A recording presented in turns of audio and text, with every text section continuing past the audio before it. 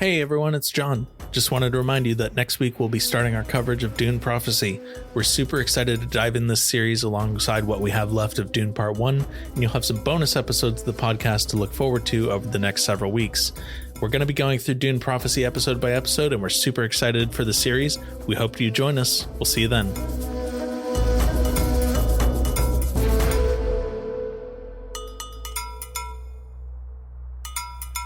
Hello and welcome to the Dune Minute Podcast, your place to dive deep minute by minute into the cinematic adaptation of Frank Herbert's World of Dune. I'm one of your hosts, John. And I'm Zach. It's Wednesday. We're my back. Dudes. It is Wednesday. My dudes, indeed. We are here to talk about minute 127 through 128. Correct. Of Dune, Part 1. Part 1. Directed by Denis Villeneuve. Released in 2021. Yes. Originally supposed to release in 2020, but then a little thing happened, and then everything got pushed back. I just remember a toilet paper shortage. That's all I remember. Yeah. Well, John, I have a fair amount of notes for this episode. So what do you say we dive into it? Let's go ahead. All right. So, setting the stage, because we are in the middle of a paragraph of dialogue here. So, in between sentences still. Yep. A clean cut. But in the middle of, in the middle of some dialogue. Correct. So yesterday we ended off with being inside of one of Paul's visions again. We had Chaul looking at the at Muad'Dib inside of what we believe is the precursor to the still tent. TBD on that one, though. And then Paul being back in the crevasse. Yeah, I said like canyon, sure, cavern, not cavern, but like a enclosed space. But he's with someone else this time. Mm-hmm. The voices that we're hearing left us at the end of yesterday's episode with a friend. A friend will help you. Mm-hmm. And today we go with follow the friend. Follow the friend, they say. And then Who's this friend? Well, we cut opposite of Paul. We still see him crouching real close to the camera, but we get to see DJ. DJ's back. Dream Jameis is crouching right beside him. I love that so much. And DJ says, I mean, he's always coming in with the hot one-liners. Yeah. You know, he's always got some good, wise words to say. I'm sure they'll be friends for many years to come once they meet in real life. God, they're going to be the best of friends. I'm so excited to see that. Dream Jameis, though, says, "You have much to learn, and I will show you the ways of the desert. Come with me." Come with me. What a good mentor Jameis is bound to be for Paul. He's going to be fantastic. Yeah. Couldn't ask for anyone better. Yeah. So back in reality. There goes gravity. Jessica's walking across the outcropping. I'm assuming this one's a little bit different than the one before.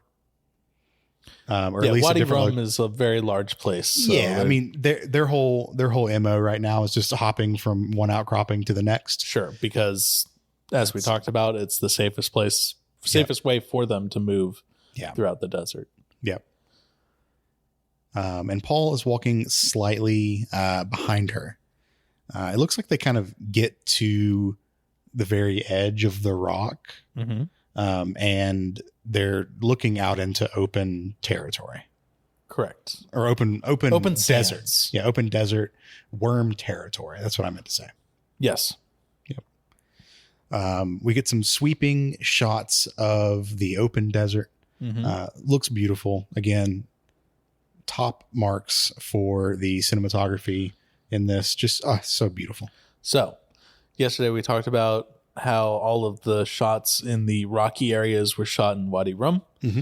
The more open desert scenes, according to Art and Soul of Dune, Volume 1, not sponsored but heavily referenced, talks about how the wider open desert scenes were shot in a space about 2 hours outside of Abu Dhabi. Okay. And it talks a little bit about how the production team essentially set up like their own village here. Oh, cool. Just to keep all of the actors and everything in one place, and, you know, all of the gear and everything. So it was right there, because yesterday we talked a little bit about how annoying it was to move all of the camera gear and everything in and out of these canyons. Now do that on sand. Yeah, the desert's no different. Yeah. Probably worse, because you don't have good footing and everything is shifting and doing weird shit and stuff like that. That's fair. And like before, they could only film in the very early or the very late hours of the day when there was still enough sunlight, but it wasn't 1,000,000 degrees outside. Right. They actually go a little more in depth in Art and Soul, talking about how the cast and crew would specifically like go back to this village during the days and then just like sleep. Okay. Just have a good old siesta. Sure. Which for all of the production crew and everything definitely makes sense, because if you're up, you know, working all night and whatnot to prep for shots, you might as well sleep the heat away. Well, I mean, that makes the most sense. Absolutely. Yeah. But yeah, there were also obviously like concerns with avoiding heat stroke and mass dehydration and stuff like that. So that is why the lighting is different in this scene, because they're specifically shooting it either at dawn or dusk. Yeah. Okay, cool. Yeah. So we... A little behind the scenes. I appreciate it. Thank you. For you there. So we get a cut to Paul using his paracompass. We get to use one of his other gadgets from the Frim kit. So I wanted to take a little bit of time to talk about the paracompass, because this does not get a lot of importance in the movie, but it is a very important thing in the books. And I just want to talk about what a paracompass is. Sure. And we talked about it a little bit when we were first introduced. Yeah. When Duncan was showing his toys to all of his friends. Yeah. But so why do they have a special compass? Why not just a normal compass? When you have multiple moons surrounding a planet, I don't know if you know this, but moons have gravitational fields just like planets do. Yeah. Yep. And they have magnetic fields just like planets do. When you have multiple of those going on, it kind of fucks with how magnets work on a planet. So, well, we don't know how they work in general. Yeah, so. It's fucking magic or some shit. I don't know. But so the Dune Wiki, shout out to all the writers of the Dune Wiki. Yep. Any compass that determines direction by local magnetic anomaly, used where relevant charts are available and where a planet's total magnetic field is unstable or subject to masking by severe magnetic storms. So in relation to Arrakis, that is what you said, the two moons. Yep. The Coriolis storms definitely will fuck up magnetic lines. Yep. We've talked at length about how large those storms are, and because they are mostly, or the large percentage of those storms is, you know, rock and sand and material and all that kind of stuff. All of that has, you know, a single grain of sand doesn't have a whole lot of effect on it. But when you get... No, but when you have billions of grains of sand. Yeah, it can definitely have an effect on the direction that a compass, like a traditional compass, would point. So all these things make navigating in Arrakis super, super hard. Pulling from the Dune Encyclopedia, the paracompass was invented by the Zensunni, which, of course, the precursors to the Fremen. Yep. On the planet Harmonthep, and that's spelled Harmonthep. So Harmonthep. I'm going to go with Tep. Yeah. That planet is described in this article as having random magnetic fields, which is nuts. That's crazy to think about. Yeah, we have the luxury of existing on Earth, which is it has a fairly consistent, consistent, stable magnetic field. Yep. You know, it only is the one thing that keeps us from fucking boiling up in the vacuum of space. Yep. So shout out to the magnetic field. Hey, yo, what up? So I want to talk to you. This is something that you and I had a conversation about a couple of weeks ago. Do you remember me explaining to you how an altimeter works in a plane? Yes. We talked about this off of the podcast. Yes, this was an off the podcast conversation that we had, but I was explaining to you how an altimeter works and how when you fly from an area of a specific pressure and temperature and all that stuff, you fly into an area where it has a different pressure and temperature and all that stuff. You have to adjust your altimeter. Yeah, you have to make a manual adjustment to it. A paracompass works in that exact same way. Oh, all right.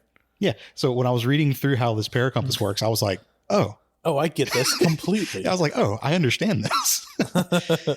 So I want to strip away the fiction part of science fiction for a second and say a paracompass is something that we have on Earth. Like, they don't call them paracompasses. We just call them compasses. Yeah. But this is absolutely something that you have to do on Earth currently.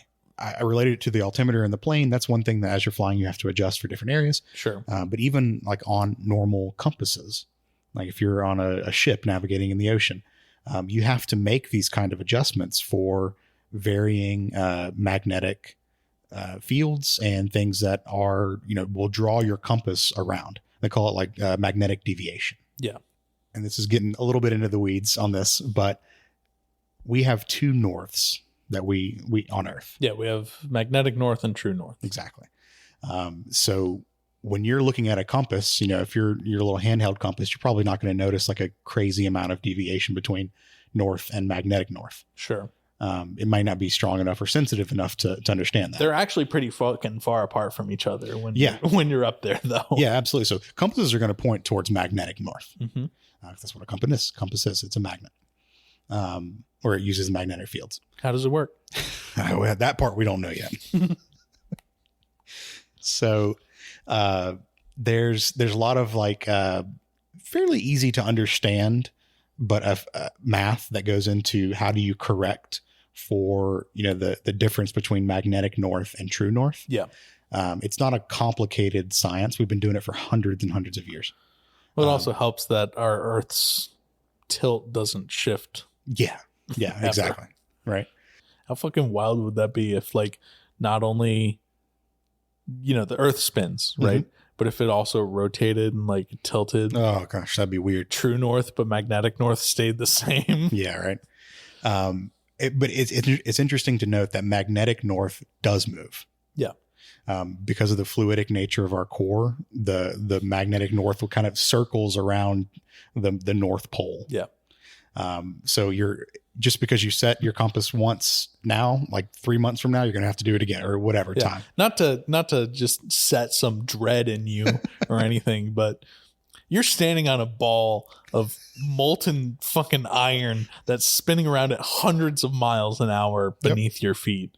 So, and it's not stable. It's not, but it's also not as far down as you'd think. No, it's not. It's only a couple miles. Yeah. So just think about that next time you drive a few miles to the grocery store. Anyways. So I thought that, the more I learned about these paracompasses, and it really took me down a rabbit hole of like how compasses work on Earth. It made me realize that this was only just a sprinkle of science fiction on something that is hard science. Yeah. And it made me appreciate Frank Herbert's writing I love when science fiction actually like isn't just we did the Borg blop to make the beep boop or whatever. Like there's actual like science and everything into it. And this is one of those moments. I feel like we kind of talked about this a little bit. Granted, it's all theoretical because we have yet to actually observe it, but how a highliner is effectively just like control over wormholes. Yeah. Yeah. But that's the same idea. But the science still kind of adds up for it. Mm-hmm. Yeah, because you see a different part of space when you look through the highliner than you do like outside of it's cool. That's just good writing. I love that shit. Like when it's that is a hallmark of good writing. Mm-hmm. When you can build this fantastical world, but still use things that are grounded in actual science. Well, same thing with like the sand compactors. Yeah, exactly. So, yep. So like I said, this is just another like way that Frank's writing is really, really good. Yep. And it's like solid world building. It also helps that the guy was an actual scientist. Yeah, very true. Very true. So he's not just like coming up with bullshit. I mean, there's definitely bullshit in here. Sure. But well, that's where the fiction part of science fiction comes right. in. Yeah. No, this isn't a documentary. No. So yeah, that's my spiel on paracompasses and how compasses work and everything. And I think if you were a skilled navigator in today's Earth and were given a paracompass with just minimal adjustments, you could probably figure out how to work it. Yeah. Now the Dune Encyclopedia does go way deep into how like this works, into the actual mechanics of it and everything. And like power sources, and that's where things get real hand wavy science fiction-y. Sure. But at its core, there is science fact to it. Yeah, exactly. Yeah. No, I get that. I just wish that Paul really knew how to work one, because his next words, does not know what the fuck he's doing. The next words that we hear from Paul are, "The seat where Duncan lived is somewhere off that way." And then we cut to a monocular shot. Yeah. I called it Jessica's spyglass. Scanning the horizon. Yep. And she says, "I can see greenery over there." Can she? I don't know how many times you watched this. 4 or 5. I didn't see shit. Yeah. You know what I saw? Tan and darker tan. That's why I was like, in my notes, I have "can you?" ? And then in italics, "can you?" ? I didn't see a single shrub. And mine bold and underlined. I don't know how many times I watched this, but this bitch does not know what she's looking at. And then Paul, just so matter of fact, is just like, that means Fremen live there. He sounds over it. Now, keep in mind, this is all ADR. What we're hearing is ADR. This is not them speaking in the moment. Because if it was not, it would be, "The seats where Duncan lived is off that way. I can see greenery over there. That means Fremen live there." Yeah, exactly. But his like voiceover, his voiceover that we hear is so monotone. He sounds so bored. He's just over it. I talked a couple weeks ago about how in the books at this point, or up until this point, like Paul's just in mentat mode. And he's in mentat mode. He is this dumb bitch. He's like really just over how slow Jessica's mind is moving. So I kind of think we get a little bit of that in the ADR. Yeah. He's just like, "Yeah, that means Fremen live there. Yeah. Come on. Get with the program, Mom." Come on, Mom. Yeah. If that's what you really are. Yeah. Right. So we will explore that later, but that's kind of where our minute ends is right there after he says, "That means Fremen live here." Excuse me. That means Fremen live there. So yeah, I don't know, man. Paul is over it. He's just ready to get anywhere else but here, it sounds like. Yeah. Cool. Well, let's regroup tomorrow. Yep. As we continue to talk about what exactly they're seeing through the glass and how they're going to get from here to there. We're moving places. We are. Yep. Yeah. If you'd like to reach out to us, you can do so. We are available online in a few different places. The most popular place is on Instagram. Mm-hmm. We are at the Dune Minute there. Ada is standing on my chest right now. She's got things to say. Let her talk, man. Yeah. Do you have anything to say? Yeah, she did it. Keeping that. Keep the whole thing. Keep the whole thing in there, including this part. We're also available on Twitter at Dune Minute, and you can email duneminute@gmail.com if you'd like to get in touch with us the old-fashioned way. You have anything else for the people? That's it. Alrighty, well, we'll be back tomorrow with a Thursday episode That's right. of the Dune Minute. Can't believe we're almost done with this week already. I know. It's been a lot to talk about. Yeah. All right, cool. We'll see you then. See you later.